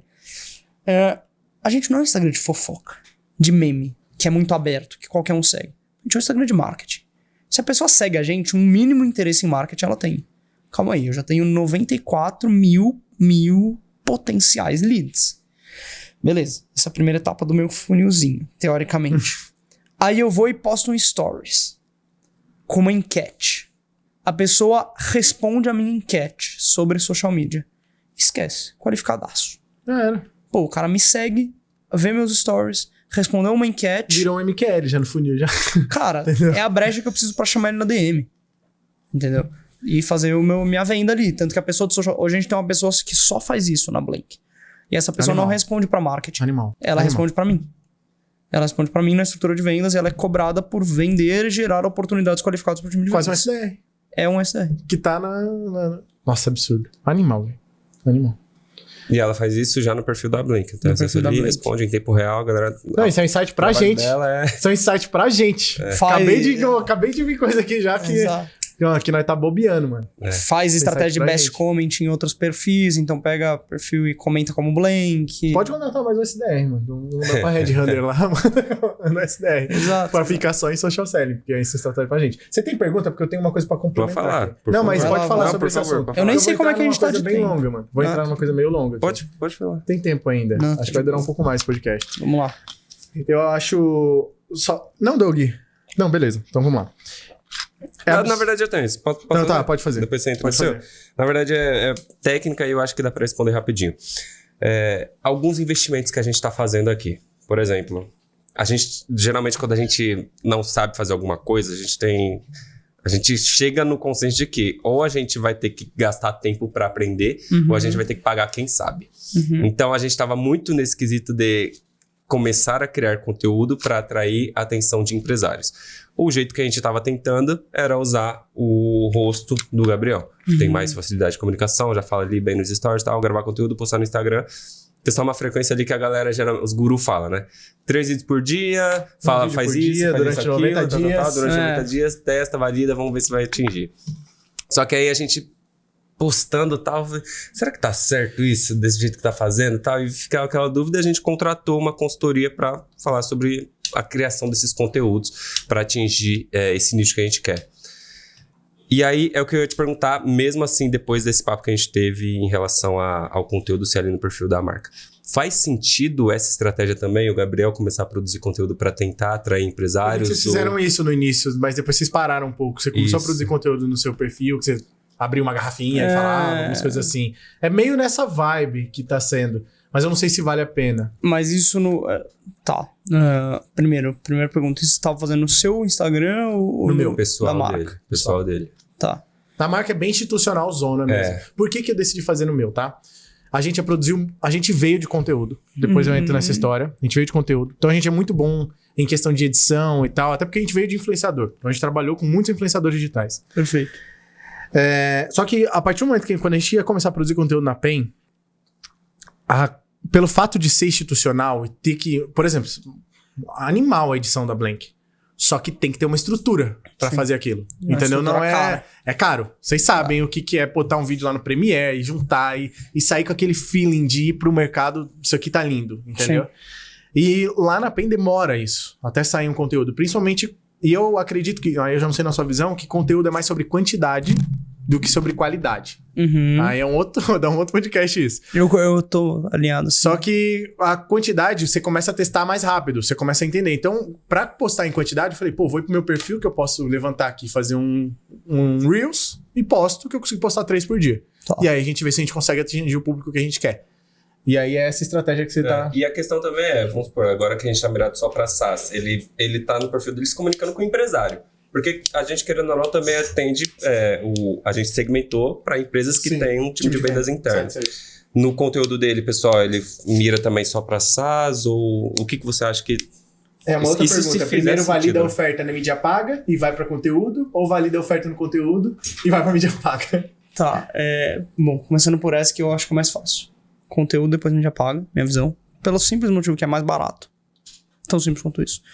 É mais barato, né? Mas eu não tenho audiência. Cara, constrói. É pior ainda, então. Você quer fazer mídia paga sem ter audiência, você vai pagar muito mais caro no público e você não tem marca construída, você pega querendo ou não. Esse é um insight que a gente teve, que não foi um insight, foi de estudos e conversas com pessoas que conheciam muito o mercado de educação no início. Se você pegar, quando vocês pensam em empresa de educação famosa, que vem na cabeça de vocês e com uma boa marca, vocês pensam em, por exemplo, ESPM, vocês falaram. Sim. Pensando, mundo, empresa de educação, o que vem na cabeça de vocês? Harvard, ESPM, Wharton, Stanford, Ivy Leagues. Wise Up, pode ser. Essas empresas, elas surgiram antes ou depois de internet, marketing digital. Antes. Beleza. Olha que engraçado. Vocês não citaram nenhuma empresa de marketing digital. Por quê? E aí é uma tese nossa. Quando você fala sobre construção de marca, e aí vem uma grande tese que a gente tem também, que é criação de conteúdo é simplesmente uma consequência de uma estratégia por trás, que é a estratégia de marca primeiro, a estratégia de growth, creative e tudo isso junto. Você não pode falar de criação de conteúdo sem estratégia. E já vou entrar nesse ponto, mas antes. Se olhar como essas empresas construíram marca, elas não usaram, por exemplo, o que a maioria dos SaaS, empresas de tecnologia, começam hoje, que é a mídia paga. É o mais natural. E por que eu acho que isso é muito positivo? Porque você constrói marca de forma mais orgânica. Não é que você constrói... orgânico é Instagram. Não. Orgânico é o seguinte. Eu tenho uma loja, um varejo, que eu boto aqui meu ponto de venda numa avenida famosa. A gente tá aqui perto da avenida da Moreira Guimarães, aqui, né? Cara, tenho nem Moreira Guimarães. Vamos falar que eu tenho uma loja na Avenida Ibirapuera, que é aqui perto também. Cara, tem uma loja lá. Quanto de tráfego eu tenho por dia passando ali na frente? Tanto. Milhares de pessoas que olham pra mim. E eu faço esse investimento uma vez. Teoricamente, né? No ponto, na fachada, tenho que fazer manutenção a cada um ano, 6 meses. Sei lá, mas vai pagar aluguel? E você já tá pagando aluguel. E você já tá pagando aluguel. Beleza. Junta isso. Então, é um espaço físico, com vários outros assets de marca, tal. Cara, isso fixa na cabeça das pessoas. Agora, se você depende só de mídia paga para construir marca, é complexo, porque aquilo ali não é um espaço seu. Aquilo é um espaço que você compra. Se você quiser mês que vem de novo, você tem que comprar de novo. E se você não comprar, vai ter o seu concorrente lá. Então não é um espaço que você construiu. Você pagou para estar ali. Isso é errado? Não é. Mas eu não acho que só depender de mídia paga é sustentável. Tanto que a gente vê, as marcas mais fortes do mundo não dependeram só de mídia paga. Muito pelo contrário. Ajuda muito a ganhar dinheiro, e tem que ser feito sim. Mas não como sendo a estratégia de marca. Eu acredito. E aí é muito da Canis também que a gente acha, e que a gente decidiu na Blank ir muito mais forte para social media. Porque social, você constrói um espaço seu, orgânico. Seguiu, já tem um público ali. Você não tem que recomprar. É ali a sua lojinha. E mais barato na mídia paga, inclusive. Você vai rodar uma mídia paga para aquele público que já tá ali. Muito mais. É o público engajado, que já consome você, que não sei o quê. Que tá dentro da linha de CRM. Exato, cara. Então, é complexo. Então, por isso eu acredito nisso. Tá? Agora, voltando para a pergunta que vocês me fizeram, que é uma pergunta mais complexa. Eu, novamente, acredito que criação de conteúdo é simplesmente um cruzamento da estratégia de branding que você tem. E lembra, marca é a soma de todos os pontos de contato da sua empresa. Então, marca não é fazer um anúncio bom. Não é isso. Se você tem um anúncio bom, mas você entra na empresa e é mal atendido, cara, você não tá construindo marca. Ou nem mal atendido, mas se você se posiciona pra fora com uma marca sóbria e tal, e aí a pessoa do seu suporte manda oi com 3 letras e risadinha, cara, você tá inconsistente. E não se constrói marca sendo inconsistente. Mas beleza, eu nem sou a melhor pessoa pra falar disso, mas cara, o Mikael é muito melhor que eu, inclusive o Cross. Mas tem que juntar isso com a estratégia creative, que é como você comunica a tua marca em termos mais visuais da coisa, principalmente. E visuais, tom de voz, etc. E growth. E aí, growth, eu não acho que growth é mídia paga. Que growth é uma mentalidade de crescimento, como o Nardon fala lá do G4. Né? E eu concordo com isso. Mas mais do que... O que me ajuda a pensar em growth? E eu acho que sou um cara que pensa bastante em growth. Eu olho muito growth como uma coisa que mudou minha vida, que foi um negócio chamado ICE Score, que é uma ferramenta de growth, que é basicamente uma matriz que existe para você identificar. Como é o nome disso? ICE Score, ICE. Basicamente uma matriz que surge para você identificar qual é o melhor canal de aquisição para tua empresa. Mas eu uso isso para a vida. Qual que é o racional do ICE Score? Você vai botar numa planilha canais de aquisição que você pensa. Então, mídia paga, social media, eventos, livro, podcast, vários. Pega o livro Traction, que tem 19 canais pra você usar, e bota lá. E aí você vai colocar 3 notas aqui. Não lembro se é de 0 a 5 ou 0 a 10, mas tanto faz, vai dar na mesma no final das contas. Vamos falar que é 0 a 5. Eu acho que é 5, inclusive. Você vai colocar o I é impacto. Então, qual é o impacto que eu acredito que essa mídia vai ter? Pô, eu acho que o impacto de mídia paga vai ser 4 de conteúdo, 5 de podcast, beleza. Para o objetivo final, que isso é importante. Qual é o objetivo? Baseado no achismo. Baseado no seu achismo. Achismo que, no fim das contas, que a gente acha do que a gente conhece. Conhecimento de mercado, que a gente estudou, que a gente conhece. Então, sim, beleza. Impacto. O C é de confidence. Então, é confiança. Qual é a confiança que eu tenho nesse impacto? E aí vem. Por exemplo, a confiança que eu tenho que social media gera impacto é muito maior do que quem nunca fez social. Sim. Porque eu sei fazer, eu tenho cases, eu tenho... Pô. Então, qual é a confiança que você tem de fazer isso? Então legal, tem uma pontuação pro feeling, tem uma pontuação pro achismo. Exato. E é muito importante essa pontuação, porque é literalmente a sua capacidade de fazer isso. E aí o E é de effort, de esforço, que é quanto vai dar de esforço fazer esse negócio. Pô, eu fazer um livro é muito mais esforço do que eu fazer um conteúdo no Instagram. E esforço não é só tempo, é recursos, né? Então, dinheiro, tempo e tal. Beleza. Aí você vai multiplicar os 3, o que der a maior pontuação é a melhor coisa. Então, por que eu tô falando isso? Cara, você precisa ter um objetivo claro dessa produção de conteúdo, ou do esforço que você tá fazendo. E, o objetivo é o quê? Qual que é o objetivo de você produzindo conteúdo, por exemplo, o teu perfil? Gerar MQL. Perfeito. Gerar mais cliente, no fim das contas. Gerar leads qualificados. Cara, para o seu público-alvo, com o seu posicionamento de marca, que isso, então, você tem que juntar quem é o meu público, como a minha marca se posiciona para esse público, o que a gente vende para esse público. E junta um ICE score das coisas que a gente faz, será que eu devo estar em conteúdo? Ou será que eu devo... Puta, cara, faz uma planilha, quantas horas eu gasto aqui produzindo conteúdo? Qual é o valor da minha hora? Tanto. Básico. Será que esse valor não pode ser gasto num jantar? Você cria comunidade, você constrói marca, você bota pessoas para se relacionarem. Eu talvez tô dando um tiro no meu pé aqui porque eu falo de social, né? Sim. Mas é isso que a gente faz na Blank todos os dias. Obviamente, para o meu público, é muito interessante eu estar em social. É óbvio. Isso. E o jantar é um conteúdo. Mas a gente vai começar, por exemplo, cada vez mais fazer coisas presenciais. Igual a corrida lá que vocês fizeram. Igual a corrida que a gente fez. Mas tudo isso, por que a gente fez uma corrida? Não é porque, eu gosto de fazer esporte. Não, cara, porque tem tudo a ver com a nossa marca. A gente fala de performance todo dia, performance de vida ainda. E é muito mais, tem uma ciência por trás do esporte. Eu li um livro que fala disso também, não lembro o que é, que uma das melhores formas de você se relacionar com alguém é você fazer esporte junto com as pessoas. Porque quando você faz esporte, você libera endorfina, que é o hormônio da felicidade, do prazer. Quando você tem alguém ao seu lado, você está liberando endorfina e tem alguém ao seu lado fazendo a mesma atividade que você supõe, a sua cabeça supõe que essa endorfina é por causa daquela pessoa. Você começa a gostar mais dela, se relaciona mais. Muito foda, mano. Enfim, é toda uma ciência por trás. Tem intencionalidade. Acho que o principal ponto é intencionalidade. Por que eu parei de produzir conteúdo no Instagram? Porque, cara, eu vi que não era o melhor momento de estar ali. Eu gastava tantas horas da minha semana produzindo conteúdo. Eu não queria contratar alguém pra fazer aquilo, porque uma das premissas que o Crasto teve e me ensinou, e eu concordo muito hoje, é: você pega os maiores produtores de conteúdo, eles não... E podem ser empresários, pessoas... Eles não delegaram 100% a produção de conteúdos deles. Pega o João Adib, ele não delega 100%. Cara, tem muito dele ali.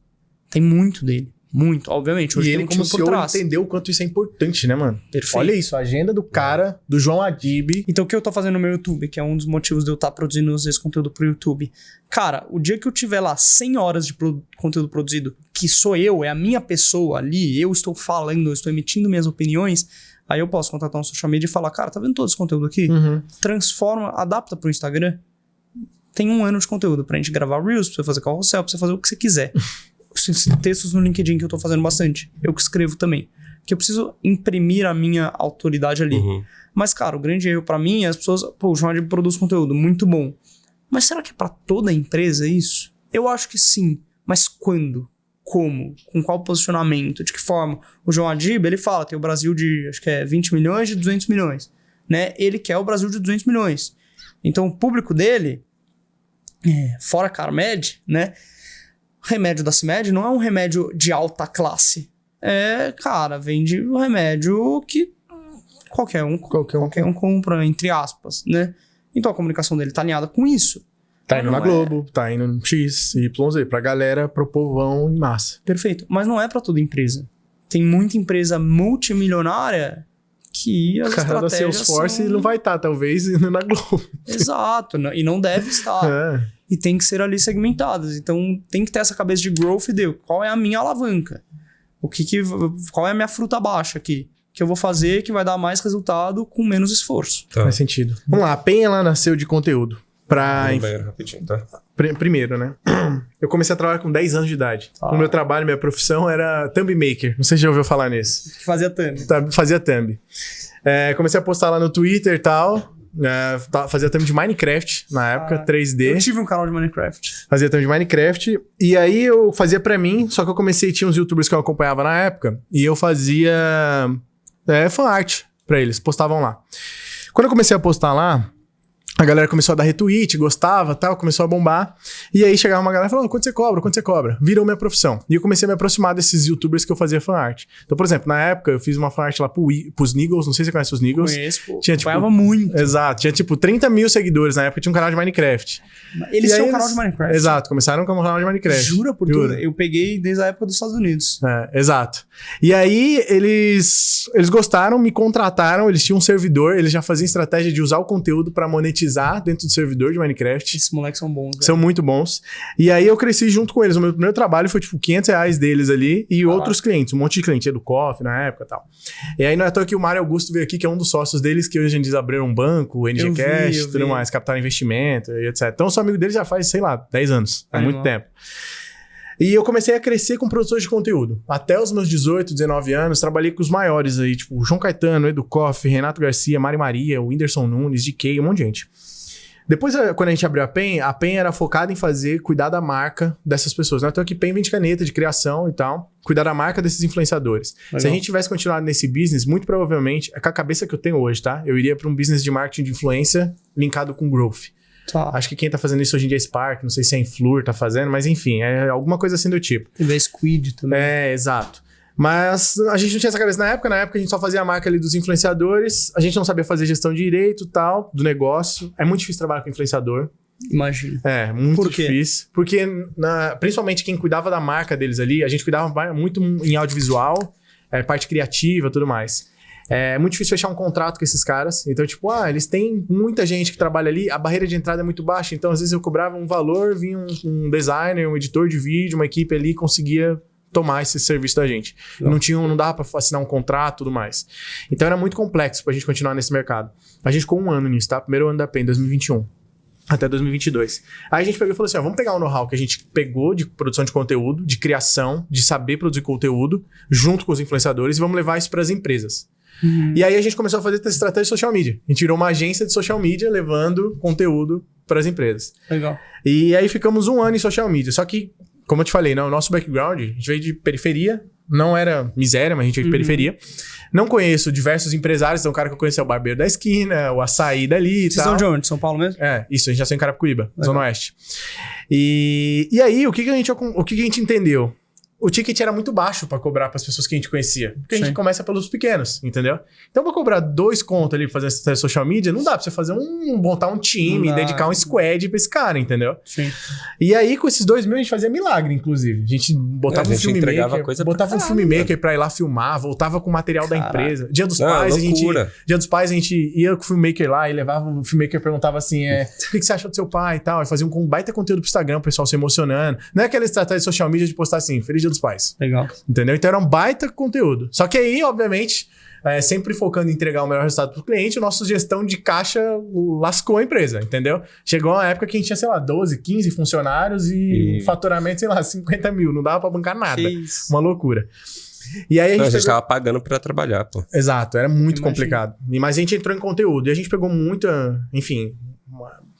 conhecimento nisso. Então imagina que a gente veio de uma empresa de criatividade.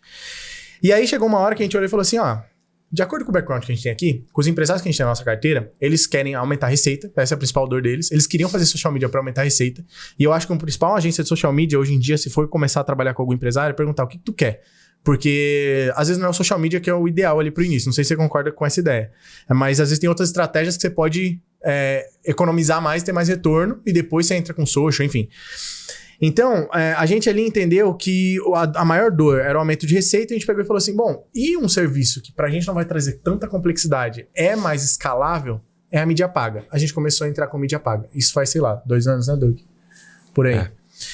E aí que entra a história da PEN. E aí a gente entendeu que dentro de mídia paga, o melhor que dava pra gente mensurar a conversão era dentro de Inside Sales e-commerce, a gente nichou pra Inside Sales. Aí toda a história. Então a gente é uns caras que vem muito de conteúdo e hoje em dia tá muito em performance. Juntando esses 2 lados, imagina que aqui conteúdo, a galera linka muito com branding, né? Acha que conteúdo é só pra marca. Aí vem a Blank quebrando isso, que não é só pra marca, que dá pra vender em conjunto.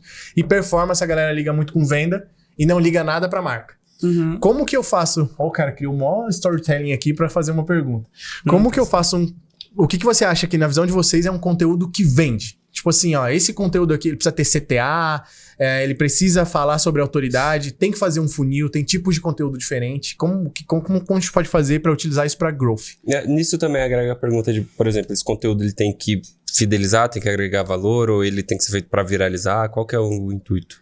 Não sei se faz parte da mesma pergunta ou não, mas... Eu não acredito que exista conteúdo que venda. Eu acredito que existe estratégia que vende. Estratégia de marca que vai cascatear em conteúdos, seja o canal que for, um canal, mídia orgânica, mídia paga, TV, rádio, o que quer que seja, que isso vai vender. Mas por que eu acredito isso, né? Eu acredito que o conteúdo por si só, cara, dane-se. Pra não falar pior. Se a gente não estivesse ao vivo não, mas gravando. A gente fala muito palavrão, né, mano? Fala. Ele não falou nenhum até agora. Normal, Tô me sentindo até mal. Tranquilo.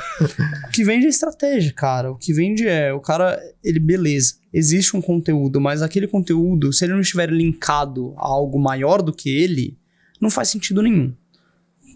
Tá. Pra ser menos abstrato aqui. O que eu quero dizer com isso? A Blank hoje ela é uma empresa que se posiciona... Pô, é uma empresa, uma escola premium. Nosso curso principal, certificação de social media, não é barato para o nosso público, né? Perto do valor que gera mas o cara bate o olho. O cara bate o olho, cara, não é algo... A gente é um dos mais caros do mercado, na realidade, com valor mais elevado. Mas eu não vejo, ó, depoimento aqui, eu não vejo nada parecido. Cara, eu tô nesse mercado há 10 anos. Você é aluno nosso? Não sou, mas pelo que eu vejo que os tópicos, os professores, tudo. Sim. Mano, Robson Harada, velho, o cara analisava a métrica no papel de mídia paga, entendeu? Vocês não estão pegando um infoprodutor, vocês estão pegando os caras que skin the game ali, entendeu? Isso.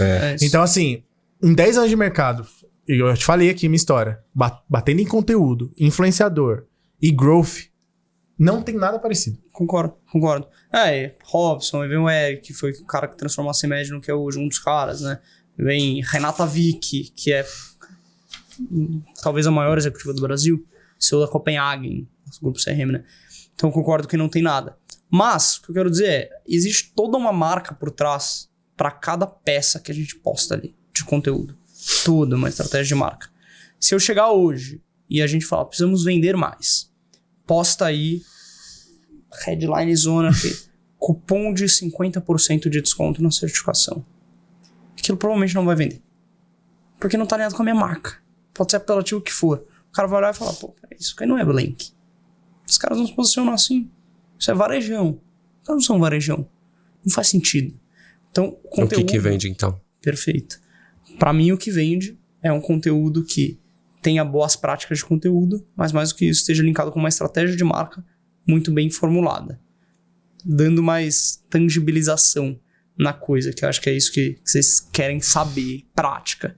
Primeiro, parece bullshit, mas o dia que vocês começarem a pensar em estratégia de marca antes, olhando para todo o que abrange uma estratégia de marca, vai ficar muito mais fácil produzir conteúdo que vende, tá? Porque as pessoas, venda é muito emocional.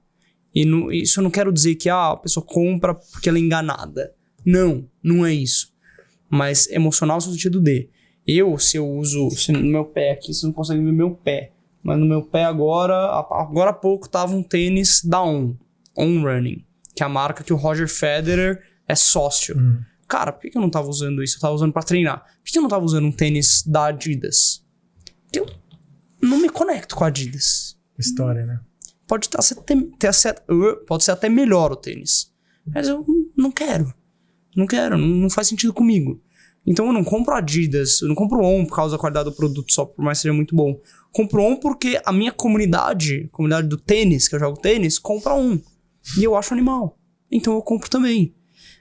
E venda isso. Pô, eu não compro... O pessoal não compra Blank porque a gente tem um produto animal, porque ela nem conhece o produto. Nem conhece. Ela compra Blank porque ela quer ser o que a Blank vai ajudá-la a se transformar. Por isso que é emocionante. Ela quer ser o social media foda, que gera resultado, que é reconhecido, que ganha mais dinheiro, que vai sentar em cadeiras junto com o C-Level, que vai ser C-Level. Ela quer ser essa pessoa. É por isso que ela compra Blank. Ela não compra Blank. Então, beleza. O que eu tô falando aqui? Tô falando sobre estratégia de marca. E aí isso vai gerar o conteúdo lá, que vai fazer eu fazer um roteiro da seguinte forma, um roteiro que vai começar abrindo funil. E aí, quem queria prática é isso aqui. Vai fazer um Reels? Faz um Reels. Se esse Reels tem o objetivo de alcançar pessoas, mas também converter. Faz um roteiro que comece abrindo funil, trazendo mais gente, fazendo um contraste muito impactante na headline. Pensa que toda headline boa, ela tem contraste, geralmente. Toda não, mas a imensa maioria. Pô, você pega um conteúdo lá da Blank das antigas, né? Pensar em um aqui. Tem o da... Fala aí, algum. Tem o da... Teve um que estourou, que fala do coisinha do posto de gasolina. Da 7-Eleven. Isso. Que é, se eu não me engano, a headline foi: essa simples loja de conveniência Isso mesmo. alcançou não sei quantos milhões de seguidores no Instagram. Pô, isso é contraste. Primeiro que a gente fala que era uma simples loja de conveniência e alcançou tantos milhões de seguidores no Instagram, o cara fala: peraí, buguei aqui. Como assim? Né? O que é uma boa prática para uma headline? Isso novamente fazendo a voz do Crasso aqui, porque ele falou isso e eu ouvi dele. Né? Uma boa prática com uma headline pensa que a gente tá andando na rua. O Instagram é como se fosse um shopping. As pessoas estão passeando ali e cada vitrine que ela olha é um conteúdo que ela tá vendo. Qual vitrine que vai chamar a atenção dela? Ou pensa que são pessoas andando na rua. Pessoas estão andando na rua ali. Se você quiser chamar a atenção de alguém, você vai ter que fazer alguma coisa. É quem grita mais alto? É quem grita falando a melhor coisa? Então, uma headline boa, que é fazer um racional, você tá andando na rua, numa rua super movimentada, Paulista às 6 horas da noite. Cara, o que você vai falar que vai fazer as pessoas ao seu redor pararem e te olharem? Pô, peraí, o que esse cara tá falando? Você tem que fazer no Instagram. Então isso é uma boa headline. Aí você começa aberto, e aí as pessoas falam muito de funil, né? Você começar lá em cima e ir cascateando. A gente aplica isso mais para conteúdo. Então como é que você começa um conteúdo com funil amplo e vai descendo as pessoas no funil no próprio conteúdo? Então a gente começa com uma headline top. Mas a gente vai, essa loja de conveniência, ela tem tal estratégia, o marketing dela é tal. Peraí, tá falando de marketing aqui. E vai, quer aprender a fazer isso CTA, também, se inscreve. Conversão. CTA. Eu fiz todo o funil dentro de um conteúdo. Então isso geralmente é uma boa prática para um Reels. Tá? Estou falando de forma muito simplificada aqui. Mas, cara, pra mim, e ainda, o que é um conteúdo que vende? E novamente, eu não acho que é um conteúdo que vende, eu acho que é uma estratégia. Pô, eu vou postar um conteúdo aqui, que esse conteúdo vai ter um CTA para minha DM, nessa DM eu vou botar uma pessoa para conversar com a outra pessoa, eu vou tirar as dúvidas dela, ser atencioso, seguindo um tom de voz aqui, coisa que a gente olha desde o dia 1, tom de voz, como a gente se comunica. Você nunca vai ver a Blank, e se ver, por favor, me fale, que vai acontecer algo muito ruim, muito ruim não, mas a pessoa que fez isso vai tomar um puxão de orelha, usando, tipo assim, 3 corações em seguidas, vermelho. Porque a gente não se comunica assim com o público. Então a pessoa vai para DM, conversa, as pessoas saem da DM, vai para o time de vendas, conversa com alguém de vendas e compra. Isso é um conteúdo que vende. É um conteúdo que pensa em qual é a jornada que o consumidor vai seguir a partir de vê-lo. Não é só um conteúdo. Então hoje eu toco também aqui nesse lançamento, hoje eu tô tocando o time de CRM, né? Então, uma das conversas ali como que esse e-mail que a gente está soltando para nossa base tá linkado com toda a nossa estratégia de comunicação em social, em vendas, em não sei onde. Precisa estar conectado. Uma coisa que eu ouvi, se eu não me engano, Renata, me corrija se eu estiver errado, mas se eu não me engano foi da Renata Vick. Faz tempo que eu ouvi isso, da Copenhague. Sobre campanha de marketing. Ela falou, cara, quando a gente faz uma campanha, todos os canais de comunicação da empresa precisam estar alinhados com aquela campanha. Aonde a pessoa nos ver, ela precisa ouvir falar daquela campanha. A gente precisa estar alinhado. Então, isso é um conteúdo que vende. Um conteúdo que esteja alinhado com tudo. A gente não é uma coisa só. É uma coisa muito maior. Por exemplo, a Blank, quando surge no mercado, no primeiro lançamento, a gente lança um negócio que nem muita gente fazia, que era o quê? Lista de espera para comprar curso. Você vê pouca lista de espera. Você vê estratégia levando para uma aula ao vivo. Você vê outra estratégia. Lista de espera, pouca gente fazia. A gente lançou uma lista de espera. Então todo o conteúdo levava para a lista de espera. Cara, isso é consistência, é um conteúdo que está linkado com aquele negócio. E tinha conteúdo também que não levava para a lista de espera. Por quê? Você bota CTA, provavelmente seu alcance não vai ser tão grande quanto fosse sem CTA. Então o conteúdo que você quer mais alcance, você tira o CTA. E por aí vai. Não sei se isso faz sentido, não sei nem se vocês fazem isso, tá? A gente tá... Falta 5 minutinhos. 5 minutos, putz, então eu vou tentar. Dá pra você responder em 1 minuto essa. 60 segundos. É porque a gente escutou que isso trabalha, tá? Vocês postam conteúdo orgânico, por exemplo, eu vou pensar no cara que ele quer se dar bem como CMO, e aí o conteúdo já é tipo assim, pra essa pessoa já tá bem específico no conteúdo. E só isso já basta, o algoritmo já vai entregar pra esse cara, ou vocês investem pra fazer um anúncio que vai segmenta pra tentar atingir esse cara. Porque dizem que quando você anuncia no orgânico, buga todo o resultado, não é? Quando você joga, você roda orgânico, mídia, isso. Entendi. Acho que a sua pergunta é, Você turbinou ali a quando publicação. Eu tô fazendo... acho que isso é baita mito de mercado, mas enfim, quando você tá trabalhando no orgânico e você trabalha em conjunto mídia paga, o orgânico, isso pode dar conflitos, porque o orgânico tá indo pra um certo tipo de pessoa. Imagina lá que você faz um conteúdo... Mas isso acho que entra muito em estratégia de marca. Mas o conteúdo que você tá fazendo tá atraindo pessoas que não é o seu... O ICP, e você faz uma estratégia de mídia paga nichando pro seu ICP, por exemplo. Isso você acha que atrapalha? Eu queria entender como que funciona pra vocês, como que funcionou pra vocês. Tá, cara, existe um ponto que existe a possibilidade de sujar a base que você utiliza pra fazer mídia paga. Pô, se eu faço um conteúdo aqui que atrai 5 milhões de pessoas, então muito provavelmente não vai ser um conteúdo estrito sobre social media, e eu faço um anúncio em cima do público de engajamento de um dia, cara, provavelmente vai sujar. Vai sujar muito o pixel lá. Provavelmente vai sujar. Eu vou olhar para um público anterior, tá? Então sim, é possível, existe o ponto de sujar. Agora, quando a gente fala de impulsionamento no Instagram, tem forma de você fazer impulsionamento. Se você faz um impulsionamento focado em seguidores, a gente não gosta. Por quê?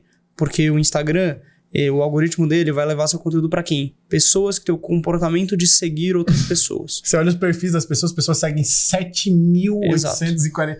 Nunca vai aparecer pra essa pessoa, né? Exato. Não necessariamente perfis que elas gostam. Que a gente faz geralmente quando a gente faz impulsionamento. E na Blank a gente quase nunca fez. A gente, cara, rodou, sei lá, menos 5 mil reais em impulsionamento na nossa história você fala inteira. que é mídia paga, né? Não. Impulsionamento mas no via botão Instagram. Impulsionar mesmo. E, a gente gosta disso. Desde que seja com o objetivo visitas ao perfil. Por quê? Visitas ao perfil, o botão que aparece pra pessoa é visitar perfil. Ela vai ver o conteúdo. Se ela gostar do conteúdo, ela vai visitar o seu perfil. Se ela gostar do seu perfil, ela vai te seguir e vai engajar com você. É muito mais qualificado. Então é uma forma de você não sujar a base e ainda assim aumentar o seu alcance.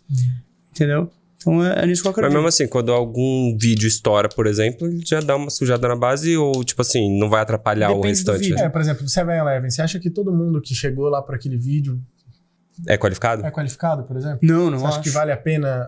Mas vale a pena postar. Mas também não tirou assim, o vídeo. Uma hora ou outra. Definitivamente. Porque a gente não... Tem um ponto que a gente nunca teve um core de mídia paga. Então pra gente... Não importa, vale a pena trazer gente sempre. E, cara, o grande ponto é o time de social precisa estar alinhado com o time de mídia paga. Pô, tô pensando em soltar um conteúdo que vai dar...